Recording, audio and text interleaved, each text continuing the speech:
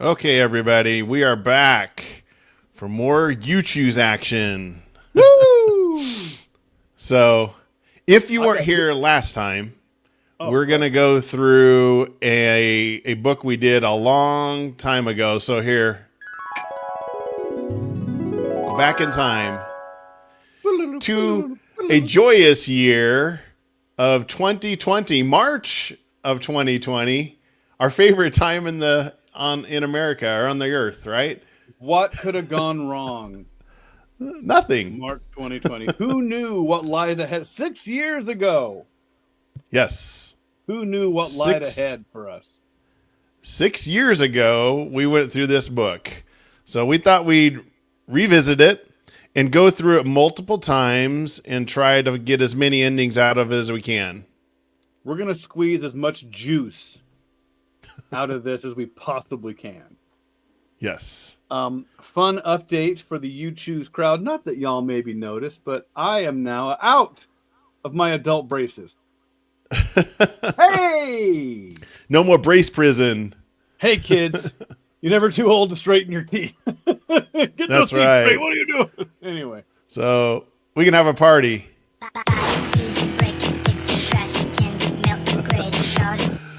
I was like, what do straight people do?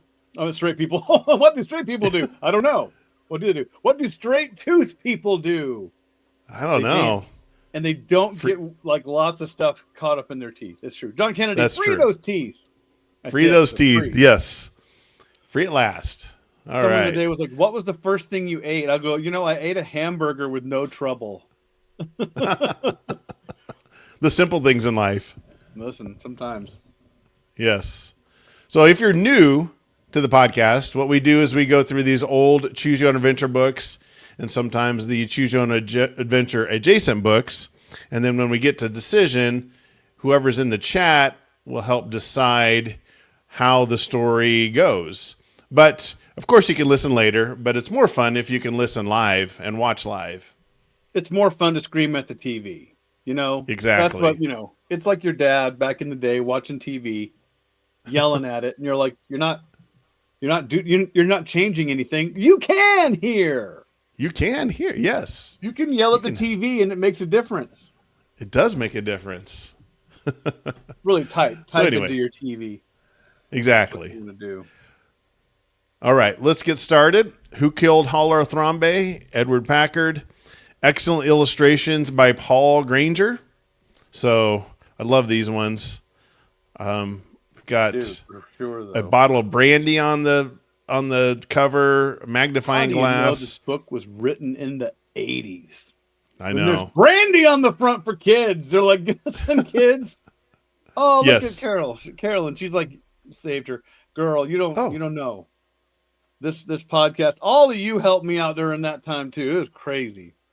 Oh yeah, Heck, Carolyn might have been here during lockdown when we were doing these. Heck, Yeah. I was going through a divorce doing this Yeah. podcast. Yikes. It was dark days. COVID and a divorce. Excited that everybody can join us. Look at this group tonight. We got a who's who of you choose.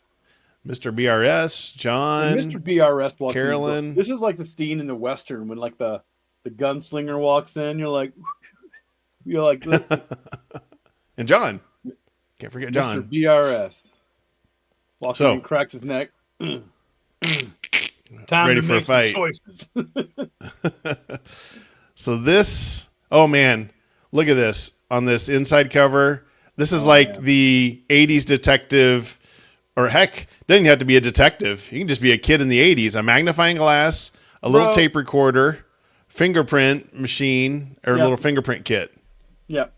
You needed 2 of these items as a kid in the 80s, and you felt like you were a private detective already. Yeah. If I had a magnifying glass and a cassette recorder, I'm like, I'm about to solve some crime, guys. We Yeah. gotta solve some mysteries. It's not even a joke. I mean, I Scott. thought I was going to be a detective when I was a kid. Dude, well, how could we not? Every other TV show was about detectives. Yeah, that's true. Murder, She You're Wrote, exactly right. Matlock, Magnum PI. You're like, everybody. Magnum Is PI. everybody a detective? Remington Steele. I mean, you had, Dude, with the Remington Steel, bro. yeah. And, of course, Manimal. Dude, He solved crimes. Manimal was the greatest thing ever. You're like, I got to solve this crime, but I also got to turn into a panther. Yes. Hold on while I turn into a panther. And the transition was so good because it was like the weird, like, and the weird zoom effect. You're like, oh, it was turning into a so panther. bad. This anybody in the chat? Did you watch Manimal in the 80s? Shout out for Manimal. There was a movie that came out 1983. Anybody who's worth their salt here would remember Tron. Tron, yeah. And then Tron, after Tron came out, there was a knockoff TV show that wasn't called Tron, but it was about a man who could like put himself into electronics. Do you remember this? Oh, yes. Could, like, I know what you're talking about. Oh, it's killing me. Yeah, what was it? Automan. Automan. Yes. Automan. Dude, so Automan good. was where it was at. Yes. And there's one that was so vague. So this is dig in, kids, on this one. My dad had the novel. You know that we're hardcore nerds. The Man from Atlantis. He had the novel? Well, so, back in the 80s, 70s, and 80s, sometimes they would kick out a novelization of a thing. Oh, yeah. Simultaneous with the release of it at the same time. They still do it now. Yep. They do it some now still. Yeah. But, like, I was a big nerd about this. I would grab the book of the thing before seeing the thing. So I read the book of Karate Kid 2 before I saw the movie. You did? I did, bro. Wow. I did. I bought That's the impressive. book. I bought the paperback book and then read it and then went to the theater and was like, I'm ready. I'm ready to see this. How much more different is the book? There was a book. It's actually got a little bit more in there. Like when he goes to downtown Tokyo. Yeah. Yeah, I know Carolyn watched Manimal. She's the connoisseur of all things weird and off kilter. Yes. There was a show starring Patrick Duffy from Step by Step from the TGIF and from Falcon Crest. A little 80s for you there. Or was it Dallas? Was he in Dallas or Falcon? Dallas. He was Dallas. Yeah. He was Dallas. But Patrick Duffy was the Man from Atlantis. So it was like this Atlantean Aquaman TV show that I think had a pilot. And it was crazy. Yeah, John Kennedy, Karate Kid 2, the book. Yeah. You'll lose your mind. Anyway, Star Wars had him. There was Star Wars did. Star Trek. Yeah. Star Trek. Yep. Oh, bro. And if you're a kid who couldn't get to the movies, you're like, I'm going to buy the book. Read that sucker. And they always put a little extra scene or two in the books that weren't in the movie just to help you. That marketing, 80s marketing. Oh, yeah. They're like, put an extra page in there and let the dummies. Now that I say this, I read the Teenage Mutant Ninja Turtle novelization before I saw the movie, too, in 1990. Oh, that's awesome. Yeah. All right. That was the shit. It was. It was. Let's step into this one and see how many we can get out here in about an hour. So I'll go ahead and get started, Eddie, and then you chime in. You got it. Okay. It's been just a year since the robber climbed in your Aunt Miranda's bedroom window at 2:00 in the morning. Get out, she screamed at him, and that's just what he did, taking her pearl necklace with him. The next day, you found a beer bottle in the bushes outside Aunt Miranda's house. Since isn't the sort to toss beer bottles out the window, you handed it over to the police. The robber's fingerprints were on the bottle, and the police quickly identified him, and now he's safely behind bars. Since then, you've gotten quite a reputation as a detective.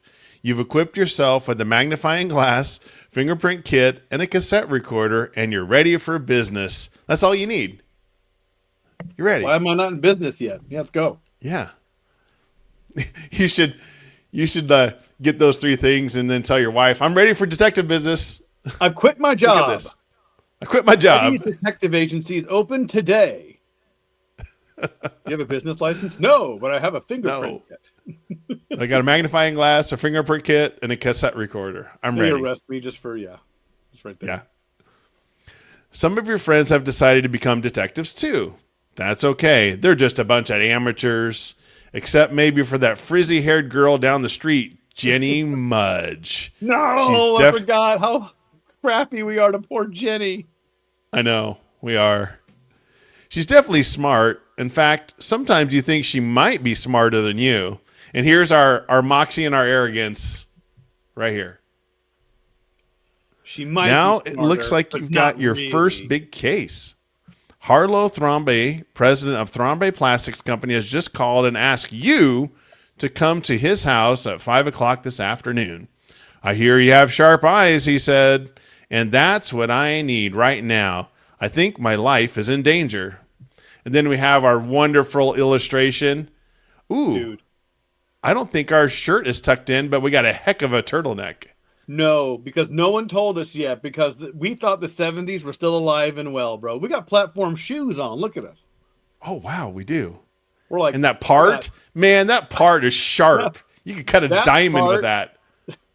That part is the deepest I've seen. That's like the Grand Canyon of hair. It's like, bam. That's the Donny Osmond haircut. He is dressed just like my fifth grade history teacher. Look at that guy. No one told him 1978 was over with. He's like, what? What? I'm still what are you talking about? My turtleneck and my bell bottoms and my platform shoes. Oh, man. And the rotary phone. Oh, man. It's so good. Love it. All right. You asked Thrombay what he was afraid of, but he didn't want to talk on the phone. So you said you'd be there. You'd think about it and call him back. That was exciting to get a call from Harlow Thrombay, but maybe you should find out more about him before you take the case. All right, here we go. If you phone Thrombay and accept his invitation, turn to page 5. If you tell him that you can't come this afternoon, but you'll call him back in a day or so, turn to page 17. So do we accept his invitation, or do we call him back and say we'll come back in a day or so? Let us know in the chat. Because who do you call when you might be, your life's in danger? You call a 9-year-old. A 9-year-old who's smartly dressed like he's going out to a discotheque. Yeah. Who do I know who's a minor but dresses like John Travolta in Saturday Night Fever? Yes. That kid. Not only that, Thrombay's a millionaire, a CEO, and he's like, you know what? I could call all these other people, these other adults, but no, I'm going to call a 9-year-old. We're harsh on the 9-year-old, but I would wonder if I had millionaires calling me at 9 years old for advice, I might start to wonder if I wasn't like a genius as well, That's where arrogance comes from. Like, either I'm a genius or you guys have terrible judgment. By the way, for the listeners at home, you can't see this, but in the chat here, Carol, 100% cool, 1,000% flammable. It's true. It's true. Polyester. Don't dance too close. Don't dance too close to the bright lights. Yes. Or any open flame. All right. Again, she also comments, yes, adult man, I shall come over. Like, there's danger didn't exist. No, it didn't. No. It wasn't invented until 1984. And even then. So we're going. Let's go. Yeah. Accept the invite. Good. So. By the way, classic choose your own adventure. We're on page 4 and we're making choices already. I know. So great. That's why this one's so good. All right. Page 5. Eddie. I might have no braces, but I still need my glasses. It's so fun. You knock on Thrombay's door exactly at 5. A stout, balding man opens it. He eyes you suspiciously before nervously shaking your hand. I'm Harlow Thrombay, he says. Before we go inside, I'll show you around the place. By the way, the guy in the picture, we've decided this. That guy in the picture is 28 years old. That is how people aged in the 80s. Yes. That guy's 28. That is how. Yeah. It was a different time. Yeah, he's 28 balding. He looks like Winston Churchill. For real. He's like, I'm not even 30 yet, bro. Anyway. The two of you stroll around the lawn past scores of flowering shrubs and trees. Ahead of you is a large greenhouse. Why do you think your life is in danger, you ask? It's my wife, Jane, Thromby says. I do everything to make her happy. Expensive cars, trips around the world. She even has 2 pianos, one for each hand. A concert grand for herself and a smaller one for guests.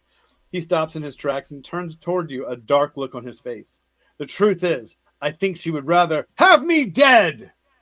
Dun, Do we have a dun dun, dun dun there? What? What? What? What? That's from last time. Yeah, Let me hope. British. Yeah, maybe Thromby's British. That's what look at him. Tell me that guy's not British. It's true. What, that guy's not I from said- England, bro. Look at him. He does look like Winston Churchill. What makes you think that? Thrombey pauses again before replying. She told me. Another dun dun dun. Oh. Get it here.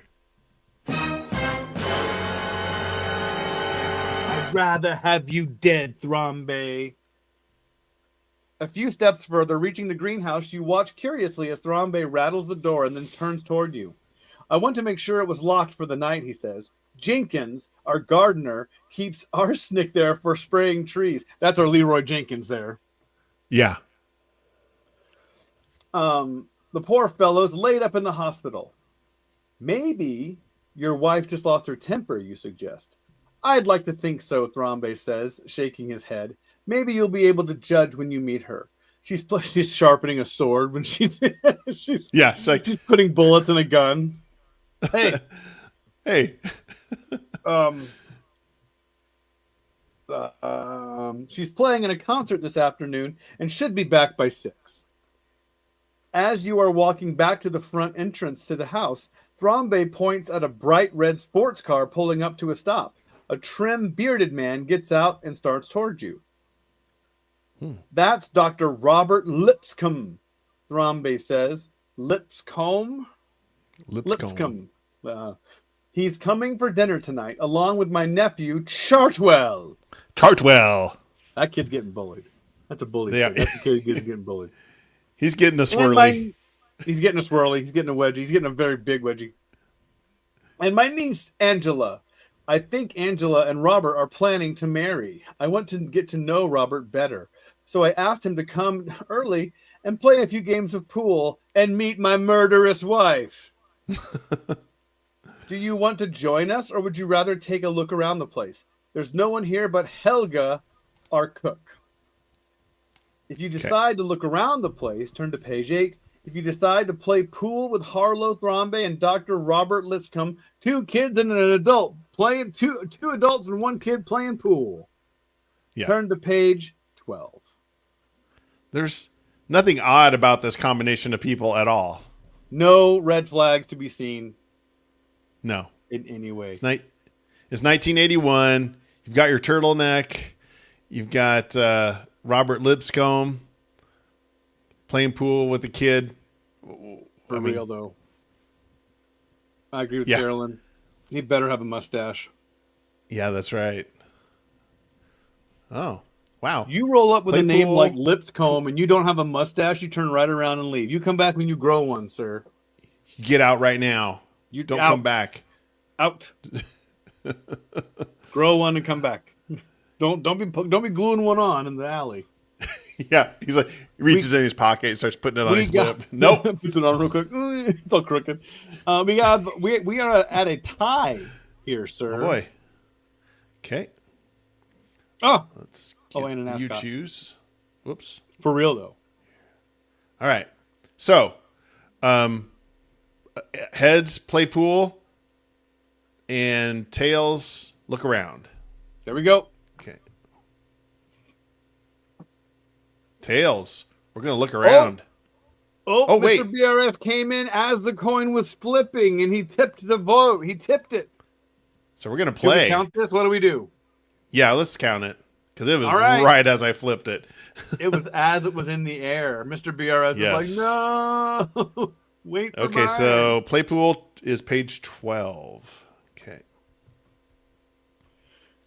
Oh man, which is 3 years these older than we illustrations. are. Just so we're pointing this out. Yes. All right, page 12. The game has hardly begun when Robert leaves to use the phone in the library, explaining that he has to check on one of his patients in the hospital. He returns about 20 minutes later just as the doorbell rings. That must be Chartwell, Thrombey says. You and Robert go with Thrombey to the front door, where he introduces you to his nephew, Chartwell, a tall, stoop-shouldered young man. Must Page bully 10. Chartwell. Holding back my fist.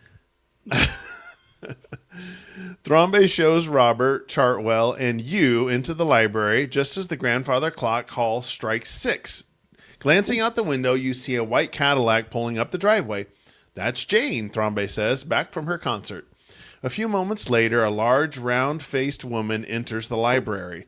So pleased to meet you, Jane says, shaking your hand. I've heard a lot about you. Will you be joining us for dinner? Thrombey's wife is surprisingly friendly. It's hard to see why he should be afraid of her. Maybe he just imagined his life is in danger. You don't want to sit through a boring dinner, especially since there's a very good movie you'd like to catch at home on TV. You glance at Harlow Thrombey. Do stay if you like, he says. All right, here we go. If you accept the invitation for dinner, turn to page 13. If you tell Thrombey you can't stay, but you'll talk to him tomorrow, turn to page 17. So do we accept the invitation for dinner, or do we talk to him tomorrow? Let us know in that chat. I like earlier we were handing out marriage advice. He's like, well, maybe your wife was just, angry. We're an expert. This is a lesson for all of us. Have you ever asked advice from someone, and as you're asking it, you're like, why am I even asking this person for advice? They have no relevancy. Why am I doing this? They're like, I'm asking a 9-year-old. My life is a shambles. Well, then Thrombey's wife says, oh, I've heard so much about you. Like my husband, who's like probably in his 50s, is talking about a 9-year-old. I got a new friend, a 9-year-old. I made a new friend. It's weird. He's in 4th grade. Don't judge. We just hang out. It's nothing weird. That's his big wheel out front. That's his big wheel. He has to be home before dark. Yeah. Let's see here. We got a lot of votes for dinner, I think here. Except everybody wants us to stay for dinner, man. Okay. There's like no votes for run for the hills. Run. Yeah. Nothing. 13. They're like, stay. What's the worst that could happen? Well, of course, if you think about it, so far all the decisions, we're excited about being a detective, but several of the decisions have been like, nah, I don't want to do this. For real, though. So we're on page 13. 13, yes. Jane leaves to dress for dinner. When she rejoins the rest of you in the library, it's almost 7 o'clock. Does anyone know where Angela is? She asks. There is no response. But a moment later, the question is answered by a knock on the door. Thrombey opens it, and a slender young woman steps inside. Her very light skin contrasts with her dark hair and eyes in her black velvet dress. Angela, at last you're here, Thrombey says. Sorry to be late. I was at my dentist in Springdale. It's almost an hour's drive from here, says Angela. Girl, you at the dentist till 6, though? Jeez. What are they doing? That is, yeah. That's all right, my dear, says Thrombey. Now that you're here, I'll ask Helga to serve us dinner. She wants to leave early to visit Jenkins, our gardener, in the hospital. In a few moments, everyone is seated around the large oak dining table. Helga brings in salad, rolls, and a platter of roast beef, which Harlow Thrombey carves with a long silver knife. The roast tastes as good as it looks. And it looks terrible. That's a backwards compliment. Yes. But everyone seems tense and nervous, and you can hardly enjoy the meal. After dinner, Helga clears off the dishes and hurries out the door. A few minutes later, at about 8 o'clock, Thrombey offers his guests brandy. Everyone but you accepts, because you're 9. Because you're 9. And he goes to the pantry, returning a few minutes later with 5 glasses on a tray. I find a glass of brandy before bed helps me sleep, Because I'm drunk, Thrombey says. And of course it's good after dinner too. Oh, here we go. Here's to good health and a long life, sir, Robert says as he raises his glass. We have not established if he has a mustache or not yet. True. And the others join in the drinking. Then Robert Chartwell and Harlow Thrombey leave for the game room to play pool. While, is the illustration off here? It must be, because Yeah. Huh. and of course it's good. It says turn to page 15. Oh, we're good. It's just that the 14, 15. In a classic book, the 14 would be on the left-hand side. Yeah. Okay. You'd rather play pool, but your job, after all, is to watch Jane. The music room is half filled. You'd rather play pool because you're 9. You'd rather play pool. The music room is filled by 2 grand pianos. Jane sits at one and Angela at the other, while you relax in the armchair. I'd be remiss if I didn't say Angela like it was the 1980s. Angela! Tony Danza. Mona! Samantha! Angela! Get in here. Angela, play piano, Angela! Jane sits at one and Angela sits at the other, while you relax in an armchair. I'm so glad to hear you're taking piano lessons, Jane says to Angela. Would you like to play a duet with me? Oh no, you're so much better. I'd rather listen to you, Angela replies. Jane smiles at the compliment as she loudly strikes out the first notes of Beethoven's Moonlight Sonata. You listen patiently for half an hour until about 8:30. Then slip out of the room and go to the library where you spend about 20 minutes looking at Thrombey's collection of books and hunting trophies. Leaving the library, you can still hear the piano. So you walk down the hall to the game room. Chartwell and Robert are playing pool, but Harlow Thrombey is not with them. Suddenly, you hear a terrifying scream. Ah! Rushing to the hall, you are shocked to see Harlow Thrombey lurching toward you. He falls and lies moaning on the floor. I've been there, bro. Some bad dinner. You ate a little fast. The others came running. Robert dashes to Thrombey's side. Jane starts to cry. Angela and Chartwell stand helplessly nearby, high-fiving each other. You run to the library and telephone for an ambulance. It takes a few minutes to get the call through. You rush to Thrombey and stare a moment at his ashen gray face, then kneel down beside him. I've been poisoned, he gasps. Do you know who... Tell me one more thing before you die. Come on. What's your ATM card number? For a moment, he struggles to get up, then falls back, clutching at his throat. He whispers, It was... Before those are his last words. You rush to the pantry where you find the open brandy bottle. Your watch reads 9:03. From experience, you know you must be able to learn more before the police arrive there and afterward. You must work quickly. From my experience with my fingerprint kit. Yeah. And recorder. Look at us smelling that brandy. We're like, should I drink this? Should I drink this? Is anybody looking? If you decide to talk to the witnesses at one at a time, turn to page 19. If you decide to talk to them as a group, turn to page 20.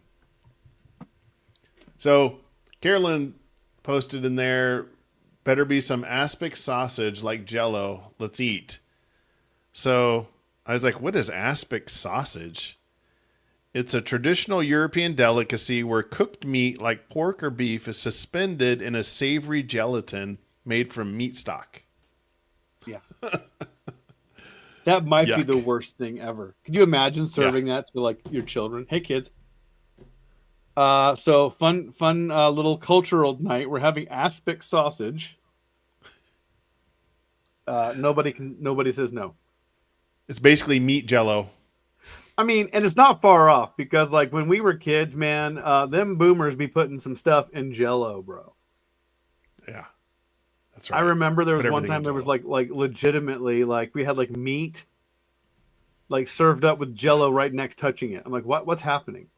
What's going on? It was like here? Sliced meat slices with Jell-O next to it. Or orange Jello with carrots in it.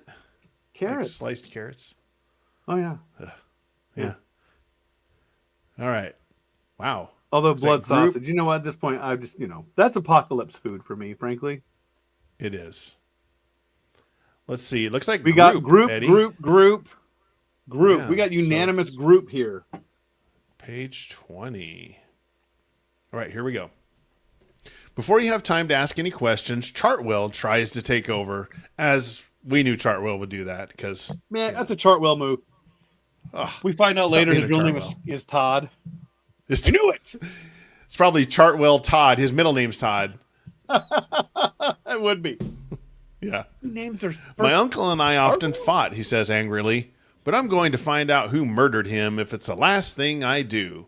Just a moment, Robert says. Let's be calm. There's no need for an investigation.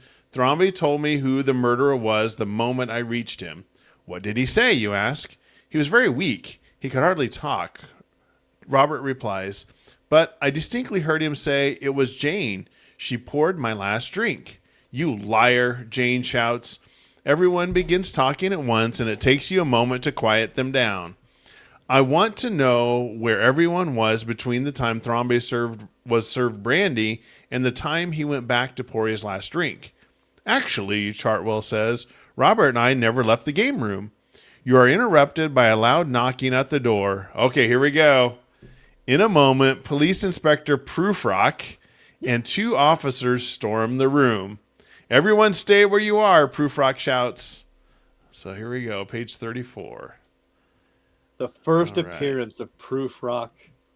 Yes. I think Ann Schmidt, right? Ann Schmidt. Oh, yeah. A big man with a bushy red mustache, Prufrock strides around the library like a drill sergeant. Be careful about fingerprints, he says to his men in a loud voice, and I want anything that looks suspicious sent to the lab for analysis. Yes, sir, the officer replies. Prufrock asks everyone to identify himself and starts making notes in a little black book. When he learns Robert Lipscomb is a physician, he looks up with a sly smile. You must know a great deal about poison, doctor. Robert flushes with anger. Are you implying that I murdered Thrombey? He cries.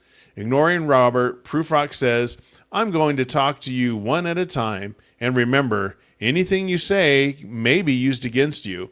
Robert Lipscomb, come with me. Officer Schmidt will stay with the rest of you. So there's Schmidt. So Schmidt's an officer. Prufrock is a detective. We have to play our short for them after this. We have to. Yes. Stay tuned at the end of this. We're going to play a little short for you guys. Okay. Prufrock crosses the room and looks you in the eye.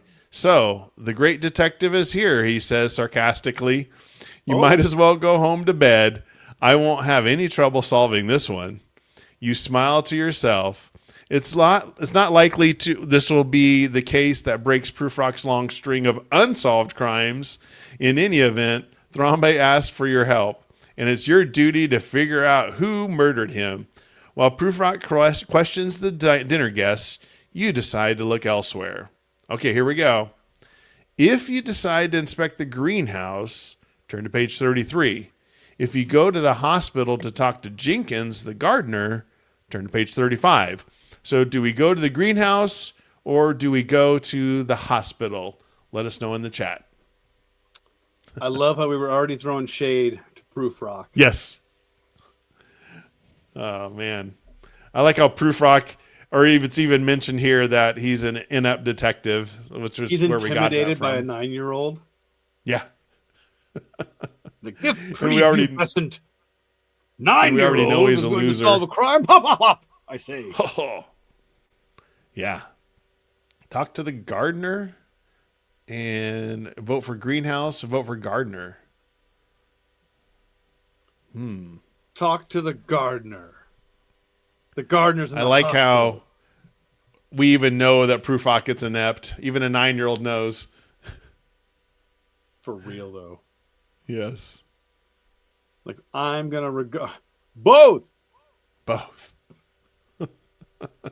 Oh, then she changed it. Okay, greenhouse. So, greenhouse, gardener. Talk to Leroy Jenkins. Oh, okay. So that's a vote. Um, so one. Greenhouse. We got 2 votes for Gardner, and And Mr. BRS is saying help. I don't know if Mr. BRS is saying that he needs help. Do you need help, bro? You calling out for help? He's fallen. Or do you want us to go talk to Jenkins? So are we split? let's see. I think we got one greenhouse and greenhouse. Greenhouse. Oh, Gardner. Here we go. Okay, so it's 3 for Gardner. So we're going to the hospital. All 35. right. We are going to Leroy Jenkins. Jenkins. Classic. That was so funny. It It's was. still funny. I don't care who you are. Oh, yeah. I watch it every once in a great while. Oh, dude. They're just planning their whole. It's past visiting hours, but you are able to get permission from Jenkins's doctor to see him because we're that good. Yeah, we're We amazing. got the doctor convincing correspondence course. Yeah. The doctor's like, hey, I think I was a doctor when you were born 9 I years like ago. your moxie, kid. Get in there and violate protocol. Yeah. You reach his bedside about 10 o'clock p.m. and gently break the news about Thromby's death. How do you break the news? You were like, hey, died. Hey, do you know Thromby? Yeah, he's my long employer and friend. A brother, really. Yeah, he died. Yeah, he died. Really bad. So we took a correspondence course in gently telling people that their friend died. We failed it. We failed. Yeah, he's dead. He's dead. He died. He died clutching and screaming for his last breath. I didn't even know what he wanted. I was like, what? I don't know. Whatever. He died a very painful death, by the way. He died painfully. His face was gray, bro. It was gray. Like, not even like, there's no color at all. It was like, Rainbow Bright, when they take all the color out of the world and everybody said, that's what it looked like. On here. That's what it looked like. I'm like, oh, Jenkins is crying. You're like, what a weirdo. I know, Jenkins murmurs. Inspector Proofrock just called me on the phone. Proofrock! Using technology to just get in front of you. Wow. He asked if there was a bottle of arsenic in the greenhouse, and I told him there was. Who besides you knew that? By the way, there's poison in everybody's house. That doesn't mean that, you know what I mean? Yeah. Like, I got bleach under my sink right now. I'm gonna drink it. Yeah. Who besides you knew that? Jenkins rubs his forehead. That's where his surgery was. Mr. and Mrs. Thromby, of course, and Chartwell. He was always snooping around whenever he came to visit. And Angela. So everybody knew.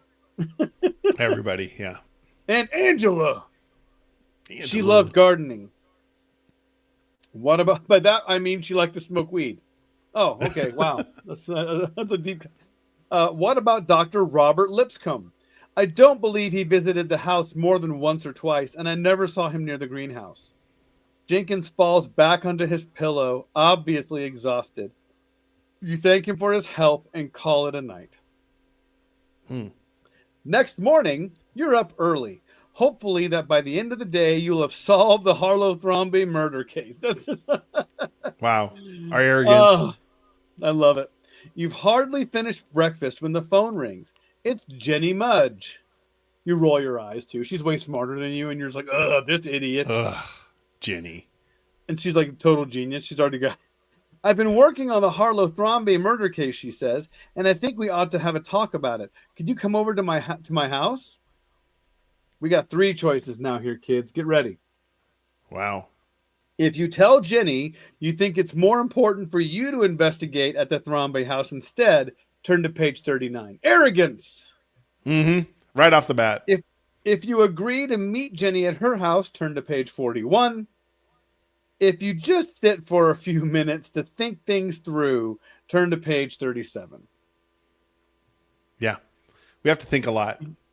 I think there's only been a couple times in our entire time of doing this that we've had a choice where it's like, do you want to think about it? Like, I think it's been 2 times, this being one of them. Yeah. Yeah. We just want to sit and ponder things for I a just want to think while. about it. I'm having a lot of complex emotions. Like, This.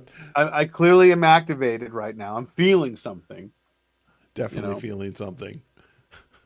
We got 1 Let's vote see. for Think, 1 vote for Jenny. Let's see what comes in. Yeah, our arrogance. This one reeks of arrogance and moxie. Like, given most chances to come up with a noble type way to do things, we're like, no, I choose pettiness. I choose petty. I choose being petty. Yes. We got 42 is the answer to everything. How to choose. Yeah, she's invoking the Hitchhiker's Guide there. Yes. It's the answer. That's a good catch, man. To everything. She has a Carolyn. Don't you get into a nerd off with Carolyn? You'll limp out. She's the Jenny Mudge of. She's the Jenny Mudge. She's already got the case solved. She's already done. Okay. Investigate the Thrombey house. Let's go to Jenny. Go to Jenny Thrombey. I didn't bring my towel. John dropping the Hitchhiker's Guide. Hitchhiker's Guide is so fun. And by the way, I know the movie wasn't loved by everybody. I still loved it. Jim Henson Studios did a lot of the work on that, so it gets my love. So we got 2 votes for Think then, because Carnivorous Plant said Think. John said Think. And Carolyn said Think. Carolyn said go to Jenny. Oh, never mind. Sorry. So we got, Think. Is it Think? I think it's going to be Think because we got 2 for That's Think. what happens when you get the 3 votes.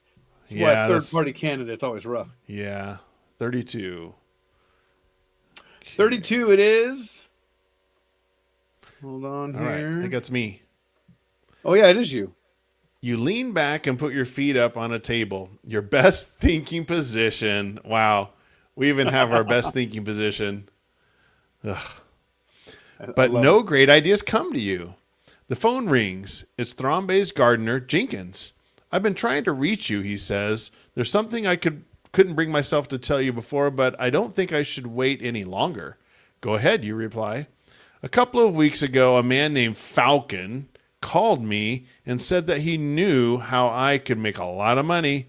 He asked me to meet him at the White Horse Inn. I went there, and you can bet I was surprised when I learned that the job he had in mind for me was to murder Mr. Harlow Thrombey. I turned and walked out of the place before I lost control and knocked his block off. Next page. Can you describe Mr. Falcon for me? Not very well, Jenkins said. He had on a tan raincoat and a hat pulled over his forehead. I don't even know what color his hair was. I only looked at him for a few seconds. He was plain looking, medium size, anywhere from 30 to 40 years old. Was there anything special about him? Did he have a beard or scar, for instance? Nothing I noticed, Jenkins says, except he did have a nose like a beak of an eagle. That's something to go on, you say. Thanks for calling. If you decide to check the police records for any man named Falcon, turn to page 47. If you decide to question the manager and waiters at the White Horse Inn about Mr. Falcon, turn to page 48. If you decide to forget about Mr. Falcon for the moment and go back to the Thrombey house, turn to page 49. So we have go to the police, go to the White Horse Inn, or go back to the Thrombey house. Do you notice it's 47, 48, 49 for the pages? That's crazy. That is. Wow. Also, it's these triple choices. Yes. That creates a whole dynamic, a whole different dynamic. It doesn't happen often. No. And we still have yet to end anything. No. We're still alive. We haven't died yet, guys. Good job. I know. So we have a vote for We ask. have to do this book one more time, Lee, just to really get. Oh yeah, we're gonna do it one more time for sure. Yes. We So a vote for got in, 2 votes another for vote for in. 1 for home. Home. Oh, to the Thrombe house. Okay. Oh, question at the White House. Horse. White Horse. So that's 3. Okay. We're going to the White Horse Inn. Vote for All the right. police. Let's see. Page 48, Eddie. 48. You find a waitress at the White Horse Inn who recalls the man who sits at the table under the clock. I know Mr. Falcon, she tells you. They give him a prominent nose, too. Body shaming. I know. That's another part of this that we know. Yeah.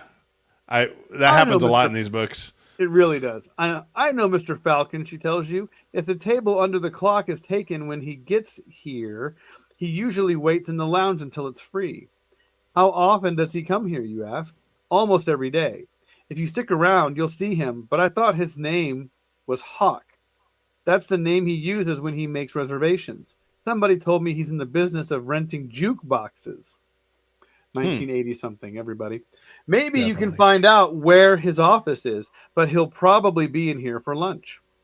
If you wait around the White Horse Inn, or what the White Horse, hoping Mr. Falcon will show up, turn to page 53. If you try to track down Mr. Falcon at his office, turn to page 57. Mr. Hawk, Mr. Falcon, he has a big nose. Oh, man. Mr. Falcon. Wait a minute. Mr. Falcon, she tells you.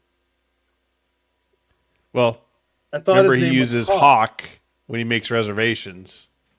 Is his name Hawk Falcon? I don't know. I think he just uses a pseudonym when he I'm jumping checks off in. the roof of this house. Yeah. Carnivorous, not waiting 1 minute. Track down the Falcon! You tell me where the Falcon is! You're Falcon is. Get him! So aggressive. Wait. John so Kennedy pointing out the obvious. You can't track a Falcon. You can't track. They don't leave no tracks. They don't leave any tracks. Good point. Lure him in with birdseed. You just roll up with a birdseed truck. That's the kind of kid we are. We probably would. We would. We would. This will surely work according to my research. The research I've done on birds. All right, hold up here. So we got a lot coming in. Let me see here.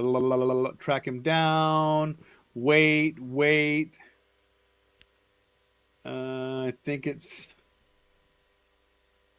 track him down. Track him down. Wait. I think we're gonna track him. I think we got 3 votes for wait. So wait, Mr. BRS is wait. Oh yeah, Carolyn's wait. Scott's wait. You're right. Yep. Because we had 2 votes for track and 3 for wait. Okay. 53. That'd be me. Here we go. You spend the better part of 2 days waiting for Mr. Falcon to show up. I thought he came in every day. What? Okay, I was This lied is to. the 80s. Our parents aren't worried one bit. No, not one. He's bit. good. He's doing all right. Get out of here. He's employed. Come home when the lights turn on. The street lights in 2 days. On. Yeah, 2 days. Show up at the White Horse Inn. You're about ready to quit when the manager comes up and taps you on the shoulder. I forgot to tell you, he says, about that fella you're waiting for. I hear he's left town. After we've been sitting there for 2 days. Oh, sleeping by the way, on a table. just between you and me, it's gotten too hot for him around here. You have wasted a lot of time. You must get back on track. First, you call Prufrock to find out whether he has made any progress. I've solved the murder of Hollow Thrombe, says Prufrock triumphantly. Sorry you weren't around. You might have learned something about the business. I love how an adult is just antagonizing a kid. Rubbing it in the 9-year-old's face. Yeah. I'm smarter than a 9-year-old. That's what Prufrock's doing. I could be a mentor or I could be petty. Always choose petty. Always choose petty. How did you solve it? There is no response for a moment, but you hear puffing sounds over the telephone. Prufrock must be lighting his smelly pipe. Well, he says, we've been watching Johnny Keene, also known as Henry Falcon, Henry Hawk, and 2 or 3 other names. He has a reputation for putting people away for a fee. We bugged a phone call between him and Dr. Robert Lipscomb. It turns out that Robert hired Keene to knock off Harlow Thrombey and then decided to do the job himself. We pulled Robert in and told him we knew all about him. He said that Angela did it. When we got a hold of her, we soon found out that they did it together. He got the poison and she poured it in the bottle. We have signed confessions from both of them. Nice going, you say as you hang up the phone. It seems incredible. While you were wasting time at the White Horse Inn, one of the worst police inspectors in the country has solved the Harlow Thrombey murder case. The end. Oh, man. Do we have a wah, wah, wah? Man, that's got to kill our ego because we're so high on ourselves. You know what happened here is we didn't use this as a learning moment. We didn't decide to get better and we just quit. We quit we quit being an investigator the whole time. Probably. We took our investigator kit and went home. Probably. Yeah, instead of taking our toys and going home, I'm taking my magnifying glass. I'm taking my cassette recorder. Scott is rubbing his decision in our face now. Should have done what I said. Yeah, should have gone to the police. On TV like you said to do. Yep. It's true. Well, it's true. Should have gone. We're gonna go to this next time, but do you want me to grab the Proof Rock video? I have it queued up. Oh, okay. Let's do that. Here, I'll fire it up here. Yeah, go ahead and fire that up. This is for this is our first foray into kind of having fun with Proof Rock and Schmidt. Yes, it is. We have a couple of those. We'll have to play the other one next time. It's a little longer, so we can't just play it. But here we go. Here's a little fun throwback to Proof Rock and Schmidt.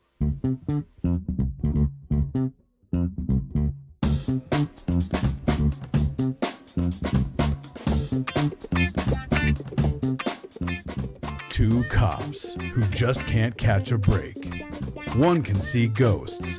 The other lives with his mom. Proof Rock and Schmidt. Tune in and join them on their far-out adventures.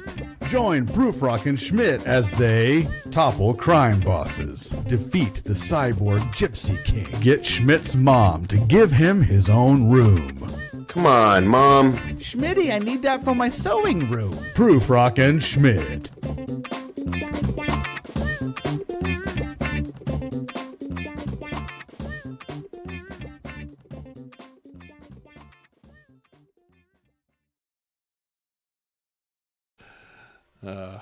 Love it.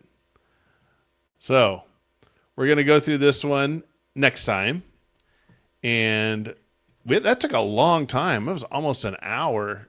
It was almost an hour getting to that ending. We did have some fun for about 10 minutes in the beginning, but yeah, we did. We did but not. Still, we didn't die. We didn't die. Our ego died. Our ego died. We experienced ego death. Actually, the way our arrogance is in these books, that might be worse than dying. Right. Again. And you never investigated anything again. You just dropped everything in the trash and went inside. As you're walking to school with your friends, Proof Rock's like, that's the kid whose butt I kicked in investigating a murder. I'm better than a 9-year-old. I'm better than a 5th grader. Yeah. That's the kind of stuff we had to deal with, though, in the 80s, everybody. You know. Most of you. No concussions. Good point, Scott. 0 concussions on this one. Literally, not yet. on the concussometer. Hold on. A big. Oh, yeah. I don't have a 0. I don't think we have a 0. Because I don't have a 0 on our concussometer. This is the lowest number of concussions I have right here. A 1. There's no time travel, no concussions. Actually, this is the first kind of mystery whodunit book in the series. It was only the 9th one, but all the ones previous were space or jungle or time traveling or something like that. they did not lean into the aliens time travel until probably a little later. It was like the early ones. I mean, there was the Cave of Time. Cave of Time did. Yeah. Yeah, but this is like the first kind of detective-y one, and it's actually got some. I'll have to look it up, but I know there's some unique things with it. How you can get to different endings, and it's kind of complicated to map out. Oh, for sure. Eating the Jello sausage, yes. You know, the thing is, we didn't have concussions. We didn't have time travel. We had 0 aliens and no hallucinations.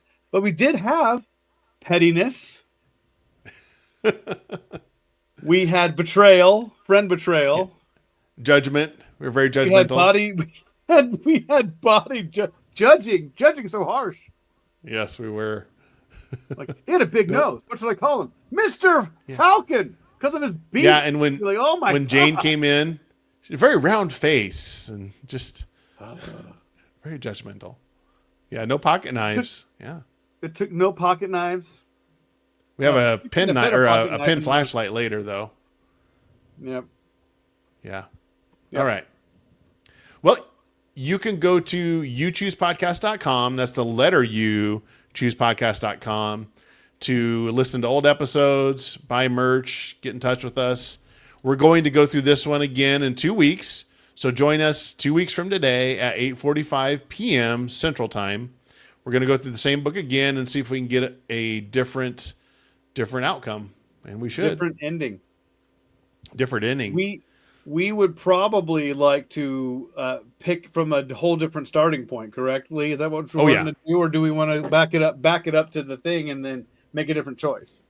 Yeah, we'll back up to the first choice and start with that one and go from there for we'll try to go for an hour. That's usually what we try to do. So this time it took us an hour just to get one ending maybe, but who knows? Next time we might get through 2 or 3.